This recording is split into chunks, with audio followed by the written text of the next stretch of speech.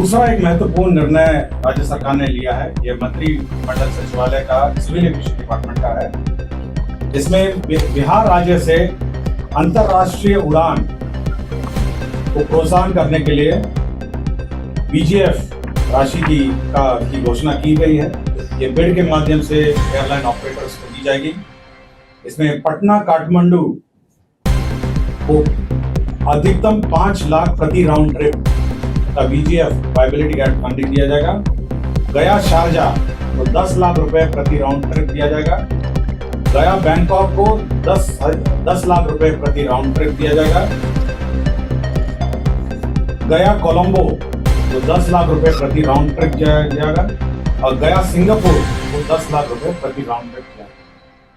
यह इसीलिए ये जो वायबिलिटी गैप फंडिंग है यह इसीलिए दिया जा रहा है ताकि एयरलाइन ऑपरेटर्स को बिहार से जो इंटरनेशनल उड़ान ले जाना होगा या संचालन करना होगा, उनकी जो वायबिलिटी है वो ऑप्शन रहे और साथ ही साथ और भी एयरलाइन इस प्रोत्साहन के बाद इस राज्य से इंटरनेशनल विमान ये बिड के माध्यम से होगा और ये वायबिलिटी गैप फंडिंग का अधिकतम लिमिट है।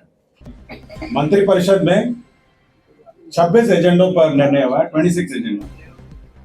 सबसे महत्वपूर्ण जो निर्णय हुआ है वह है राज्य में नई औद्योगिक नीति की घोषणा की गई है, जिसे बिहार औद्योगिक निवेश प्रोत्साहन पैकेज 2025 के नाम से दिया गया है।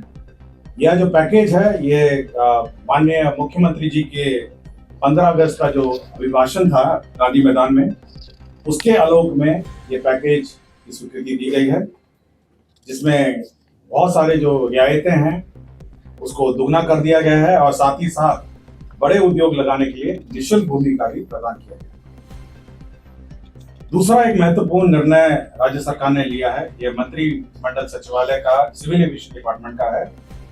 इसमें बिहार राज्य से अंतर्राष्ट्रीय उड़ान को प्रोत्साहन करने के लिए बीजीएफ राशि की घोषणा की गई है। ये बिड के माध्यम से एयरलाइन ऑपरेटर्स को दी जाएगी। इसमें पटना काठमांडू को अधिकतम 5 लाख प्रति राउंड ट्रिप का बीजीएफ वायबिलिटी गैप फंडिंग दिया जाएगा। गया शारजाह को 10 लाख रुपए प्रति राउंड ट्रिप दिया जाएगा। गया बैंकॉक को 10 लाख रुपए प्रति राउंड ट्रिप दिया जाएगा।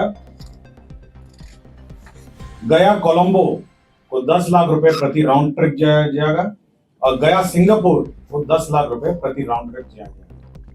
यह इसीलिए ये जो वायबिलिटी गैप फंडिंग है यह इसीलिए दिया जा रहा है ताकि एयरलाइन ऑपरेटर्स को बिहार से जो इंटरनेशनल उड़ान ले जाना होगा या संचालन करना होगा, उनकी जो वायबिलिटी है वो ऑप्शन रहे और साथ ही साथ और भी एयरलाइन इस प्रोत्साहन के बाद इस राज्य से इंटरनेशनल विमान उड़ सकेंगे।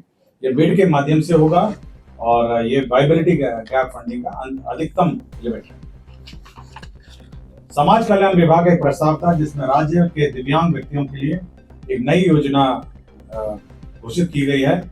यह मुख्यमंत्री दिव्यांगजन शक्तिकरण योजना है और ये बिल्कुल अल्पसंख्यक उद्यमी योजना के तर्ज पर ही है। 10 लाख रुपए में 5 लाख रुपए ऋण और 5 लाख रुपए सब्सिडी है और इसमें कुल राशि जो है संचालन के लिए इस योजना के 10 करोड़ 25 लाख रुपए इसमें व्यय होंगे। ये बिल्कुल जो अल्पसंख्यक उद्यमी मुख्यमंत्री अल्पसंख्यक उद्यमी योजना है उसी तर्ज पर है। खाद्य एवं उपभोक्ता संरक्षण विभाग का जो हमारे पीडीएस डीलर्स हैं उनके लिए निर्णय नया लिया गया है, जिसके अंतर्गत राष्ट्रीय खाद्य सुरक्षा अधिनियम 2013 के तहत डीलर कमीशन को बढ़ा दिया गया है। इसमें आपको जानकारी होगा कि कुल 90 रुपए प्रति क्विंटल डीलर कमीशन निर्धारित थी। अब इसको बढ़ाकर अतिरिक्त डीलर कमीशन 47 रुपए अतिरिक्त इसमें अब दिए जाएंगे। 90 के ऊपर अब 47 रुपए और अतिरिक्त दिया जाएगा। इसके अंतर्गत 258 करोड़ इसमें व्यय होंगे। तो 90 रुपए प्रति क्विंटल पहले निर्धारित थी, अब अतिरिक्त डीलर कमीशन के रूप में 47 रुपए प्रति क्विंटल दिया जाएगा। यह मंत्रिपरिषद ने यह निर्णय लिया है। कृषि विभाग का कृषि सलाहकार योजना के अंतर्गत हमारे जो किसान सलाहकार हैं हमारे क्षेत्र में, उनका मानदेय अब 13,000 को बढ़ाकर 21,000 कर दिया गया है। तो हमारे किसान सलाहकार जो हैं अब उनका 13,000 बढ़ा के 21,000 कर दिया गया है। इसके अंतर्गत 67,87,10,000 रुपए इसमें व्यय होंगे।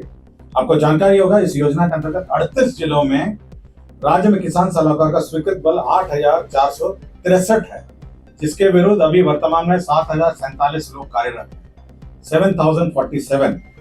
अब ये मानदेय जो है 13,000 को बढ़ाकर 21,000 कर दिया गया। बाल एवं किशोर श्रम अनुमूलन, हमारे जो बाल श्रम है उसके अनुमूलन के संबंध में एक नई पॉलिसी रणनीति आई है, जिसे राज्य रणनीति एवं कार्य योजना 2025 कहा गया है। इसमें जो हमारे बाल श्रम है उनका पुनर्वास और किस प्रकार बाल श्रम को हम लोग अवॉइड कर सकते हैं, किस पर इस पर रोकथाम कर सकते हैं, शिक्षा में, स्वास्थ्य में और विभिन्न विभागों में जो कार्यरत योजना है उसका एकीकरण करके कैसे हमारे बाल श्रम उन्मूलन अभियान को चलाया जाए, इसके संबंध में एक विस्तृत नीति राज्य सरकार ने स्वीकृत की है। जल संसाधन विभाग द्वारा पटना मुख्य नहर के बाएं सोन सुरक्षा तटबंध पर बैदराबाद एवं राष्ट्रीय राजमार्ग 139 से पालीगंज वितरणी के शीर्ष नियामक तक एवं पालीगंज वितरणी के सेवा पथ पर पालीगंज शीर्ष नियामक के कुरियम मोड़ तक कालीकृत सड़क का निर्माण किया जाएगा। इसके अंतर्गत 100 करोड़ रुपए की प्रशासनिक स्वीकृति दी गई। पथ निर्माण बेनीपुर अंतर्गत कुशेश्वर स्थान NH 56 से फुलतोड़ा घाट पथ 00 से 20.80 किलोमीटर लंबाई पथ का प्रशासनिक स्वीकृति दी गई है। इसके अंतर्गत कुल पुनरीक्षित जो प्रशासनिक स्वीकृति है अब यह 381 करोड़ 22 लाख रुपए होगी। विभिन्न औद्योगिक क्षेत्र का निर्माण के लिए भूमि का अधिग्रहण किया जा रहा है, जैसे कि आपको उस औद्योग के ब्रीफिंग में कहा गया। बिहार में औद्योगिक क्षेत्र के विस्तार हेतु भोजपुर आरा जिला अंतर्गत अंचल तरारी में औद्योगिक क्षेत्र निर्माण किया जाएगा। इसके अंतर्गत 249 एकड़ भूमि अधिग्रहित की जाएगी और इसके अंतर्गत 52 करोड़ 62,22,910 रुपए में होंगे। शेखपुरा जिला अंतर्गत उद्योग क्षेत्र स्थापित होगा। यह क्षेत्र जिला अंतर्गत अंचल चेवड़ा मौजा हंसापुर में औद्योगिक क्षेत्र का स्थापना होगा और इसके अंतर्गत कुल भूमि 250 एकड़ अधिग्रहित होगी और रुपए 42 करोड़ 16,30,233 रुपए इसमें व्यय होंगे। शिवहर जिला अंतर्गत भी अब औद्योगिक क्षेत्र का निर्माण किया जाएगा। इसके अंतर्गत 270 एकड़ भूमि इसमें अधिग्रहित होगी और 1 करोड़ 5 करोड़ 27,12,000 रुपए इसमें व्यय होंगे।